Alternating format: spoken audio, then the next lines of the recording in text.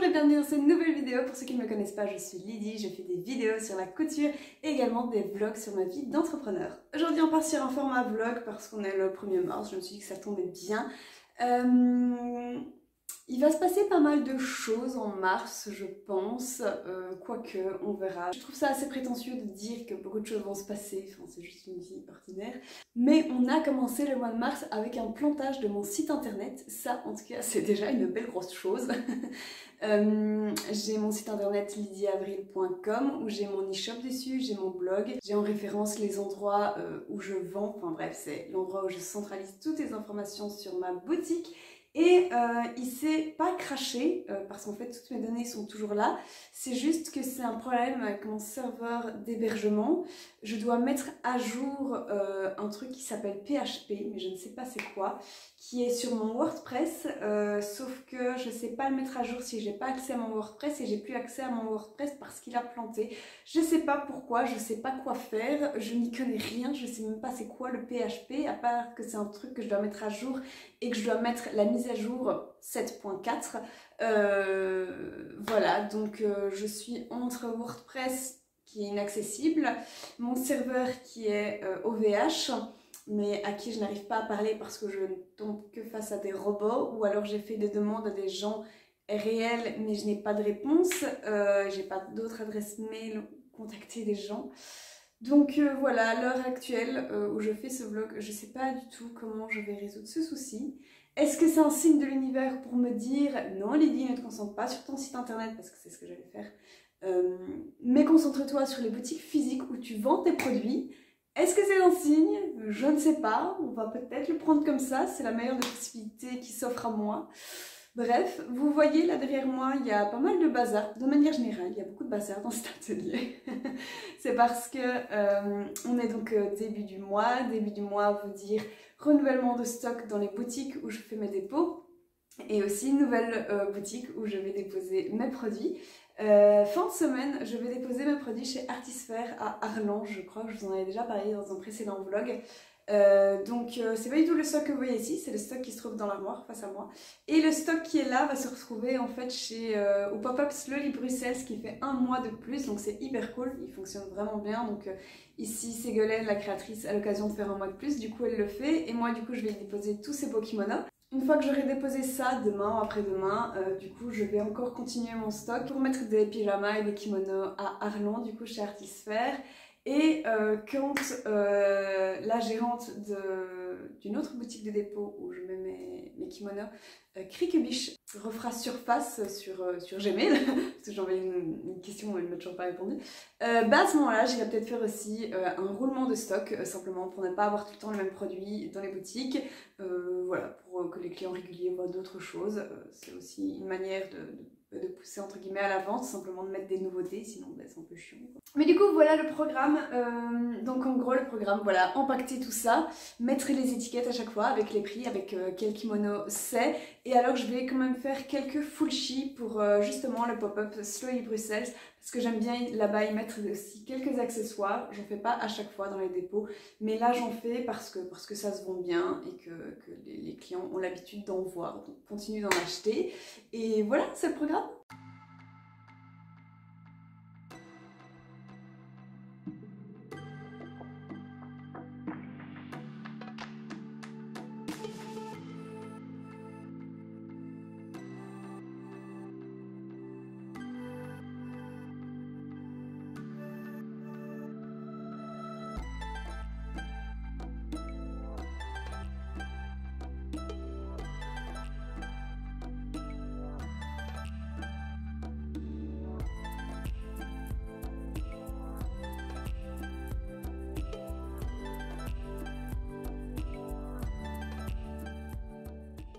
Il y a une nouveau peu de chauffage à l'appart. Cool. C'est genre la deuxième fois, mais de longue période, sur un mois depuis qu'on a emménagé. C'est pas grave. Là, je suis en train de préparer du coup par Réassort parce que je vais pour la première fois en fait faire un dépôt à Arlon chez Artisphère, boutique de créateurs. Et alors du coup j'ai préparé les pyjamas, j'en ai récupéré la plupart de chez Slowly, vu que là je n'y mets plus que des kimonos pour le mois qui reste. Et j'ai encore 3 kimonos à préparer, comme ça j'aurai 8 kimonos, j'aurai 20 pyjamas. Voilà, pour un premier drop je trouve ça ok, on verra un petit peu comment ça se passe, si c'est plus des pyjamas qui sont vendus à Arlon ou bien plus des kimonos, et puis après j'adapterai bien sûr selon les clients. Mais du coup aujourd'hui et les prochains jours je couds les pyjamas. J'ai pas énormément de temps parce que je vais devoir travailler beaucoup chez Chipote et Papote, et puis après j'aurai que 2-3 heures le matin pour le vendredi et le samedi, mais je vais me débrouiller pour que ça fonctionne. En même temps j'ai mon site qui ne fonctionne toujours pas, je vais essayer de résoudre le problème aujourd'hui. Vous avez été nombreuses à m'aider sur Instagram, à m'envoyer des messages de soutien ou à me trouver des solutions et tout ça. Enfin voilà, je suis hyper contente, ça fait trop du bien de se sentir moins seule du coup. Voilà, donc c'est le programme de ces 3 prochains jours.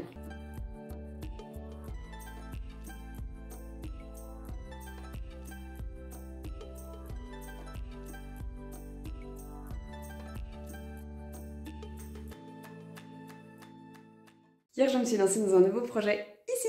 J'avais cette viscose, j'avais 1,85 m de viscose, c'est un coupon soldé que j'avais récupéré chez Chipote et Popote. Et du coup, je voulais faire une robe longue. J'ai vu 2 robes longues, en fait, il y a 2 robes longues qui me tentent depuis longtemps.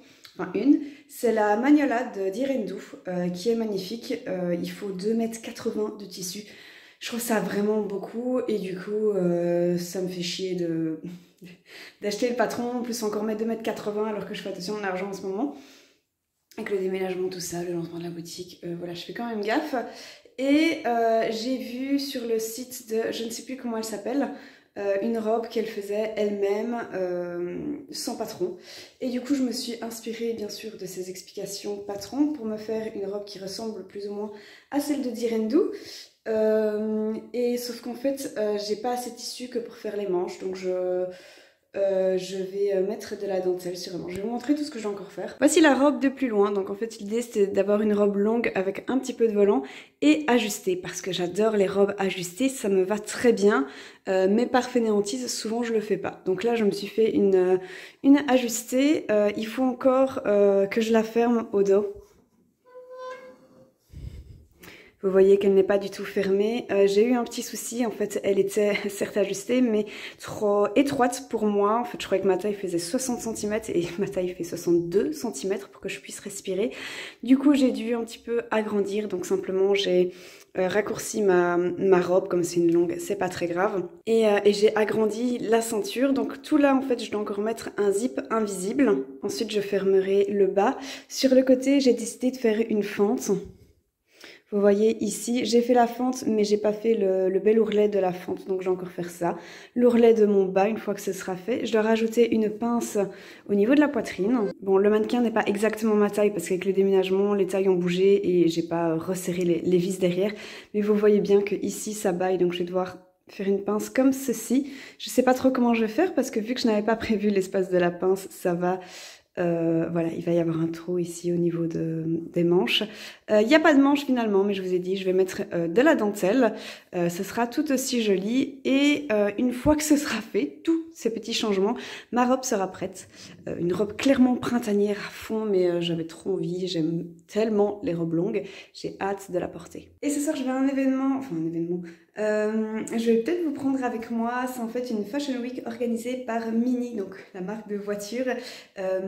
C'est un garage qui a décidé de faire une Fashion Week éco-responsable dans leur garage, parce que ils font des mini où pas tout l'intérieur, mais une grosse majorité de l'intérieur est de la réutilisation de tissus, est pensée de manière éco-responsable.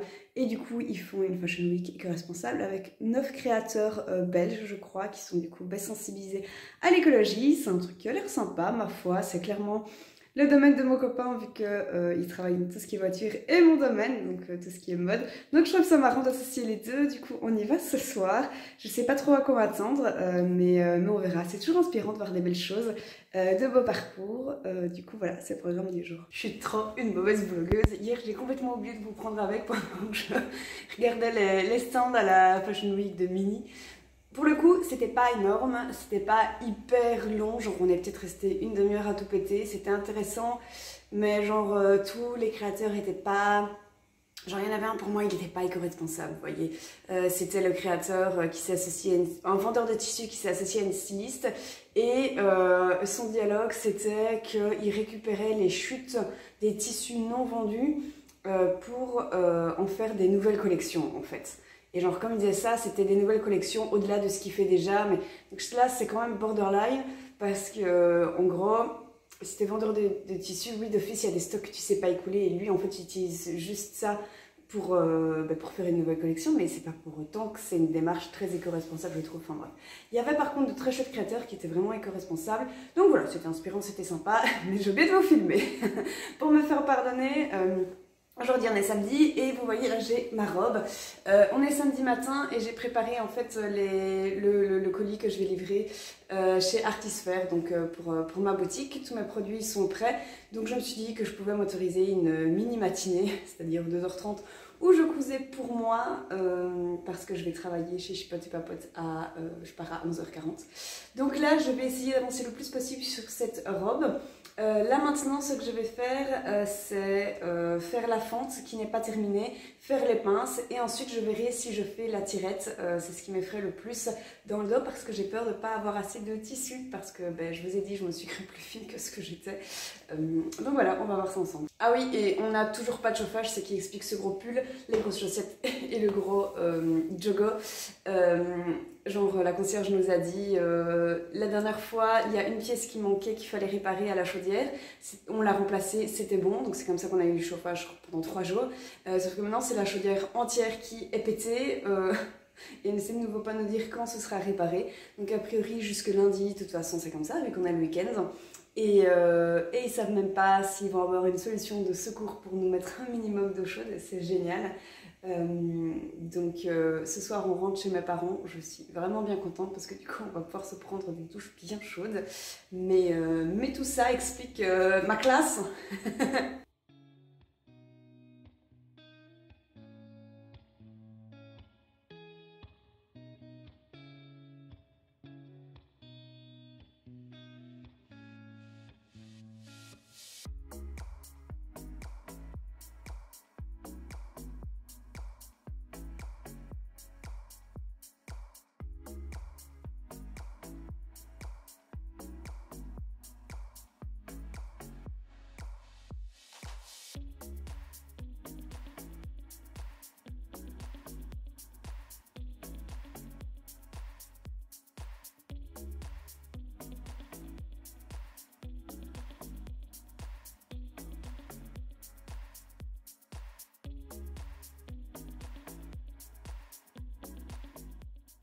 Très franchement, c'est là que je vois que c'est génial de travailler avec un mannequin parce que genre typiquement les pinces sur ma poitrine, j'arrive jamais à très bien les mettre.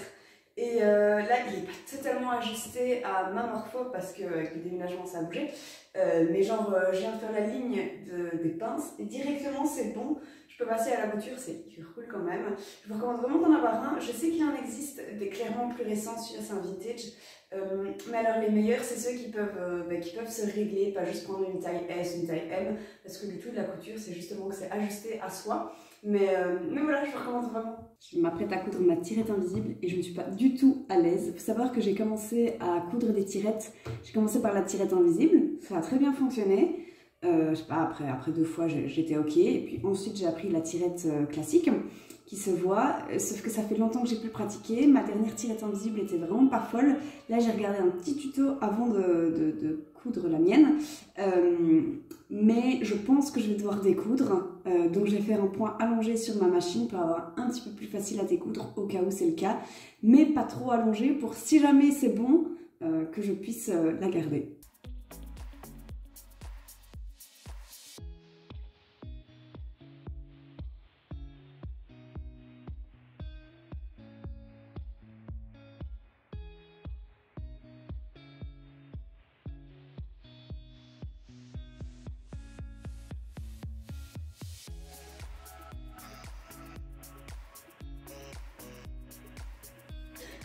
Ça va être trop juste.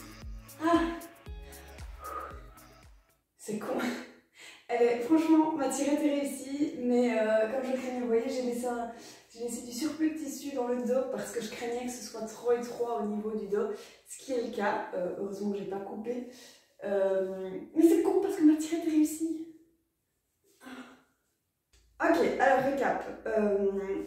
Ça va en fait, je me sens bien dedans. C'est chouette. La tirette, en fait, ça va. Je sais que je viens de vous dire que ça me tirait un peu, mais non, c'est pas ça qui pose problème. Regardez.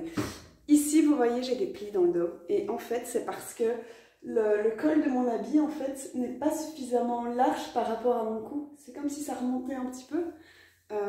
Et donc, il ne faudrait pas que le décolleté soit plus grand, ça c'est bon. Il faudrait simplement que la couture du cou soit plus basse, l'encolure en fait. Et je ne sais absolument pas comment réparer ça parce que j'ai déjà mis le biais intérieur, le biais qui est relié à la couture ici, qui est déjà surjeté, qui est déjà accroché au reste de ma robe. Yes. Non, je sais pas quoi faire. Je vais vous laisser et je vais réfléchir hors caméra, c'est toujours comme ça que je fonctionne. Parce que j'arrive pas comme ça pour d'un coup. Il faut que j'y réfléchisse. Voilà. Ce week-end, je vous ai dit, je retourne chez mes parents et ma mère coud, comme je l'ai déjà dit plusieurs fois. Elle s'est beaucoup remise à la couture ces derniers temps, donc je pense que je vais simplement prendre la robe avec moi, en parler avec ma mère, voir un petit peu son avis pour avoir l'avis d'une autre couturière, ce qu'elle pense avec son expérience, etc. On va voir si pour elle je devrais faire un changement autre que le col, peut-être que c'est en fait la tirette, que si je détends un petit peu, tout va se régler. Je vais voir avec elle, ce sera beaucoup plus facile. Là du coup ce que je vais faire, c'est que je vais ranger un petit peu mon atelier, c'est le bordel, et puis je vais me préparer pour aller au boulot. Je vais finir le vlog ici, j'espère qu'il vous a plu, ça fait comme ça une petite semaine de vlog. Voilà, c'est une d'autres vidéos que j'ai envie de faire sur ma chaîne YouTube. Je vais sûrement vous reprendre la semaine prochaine pour la suite de cette robe, pour que vous voyez le final. Et puis je vais aussi acheter des nouveaux tissus pour la boutique. J'ai pas encore trouvé mon rythme de j'achète combien de mètres de tissu pour subvenir à combien de dépôts. Je gère pas encore bien ça, du coup on verra ça dans la prochaine vidéo. Et du coup moi je vous dis bonne soirée, journée, matinée. Bisous!